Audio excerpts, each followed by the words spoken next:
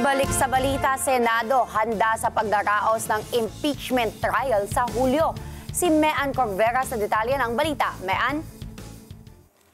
Kasado na ang preparasyon ng Senado para sa pagdaraos ng impeachment trial kay Vice President Sara Duterte. Ayon kay Senate President Francis Escudero, plansado na ang lahat ng kanilang preparasyon. Naiproseso na anya nila ang lahat ng kakailanganin sa paglilitis mula sa isusuot na robe ng mga senador, ID ng mga papasok na bisita, imbitasyon sa defense at prosecution panel hanggang sa parking area. Sabi ni Escudero, sa pagbabalik ng sesyon sa June 2, i-endorse na sa plenarong impeachment complaint ng prosecution panel. Ngayong linggo, susulat anya sila sa Kamara para sabihin na kailangan nilang ipresenta sa plenaryo ng Senado at basahin ang charges ng impeachment. Ito kasi ang magiging dahilan para mag-convene ang Senado bilang isang impeachment court. Narito ang bahagi ng pahayag ni Senate President Francis Escudero.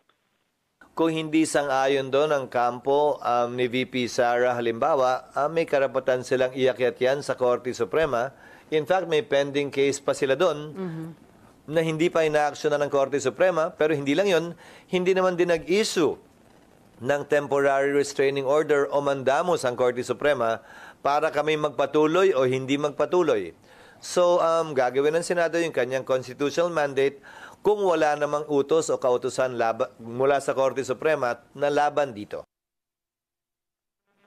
Naman nakikitang masama sa Escudero sa pag-i-endorso ni VP Sara sa ilang nanalong kandidato sa pagkasenador na magiging senator judge.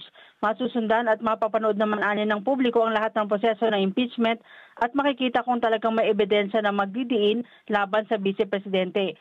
Mula doon, anya huhusgahan ng publiko ang mga senator judge sa kanilang magiging desisyon.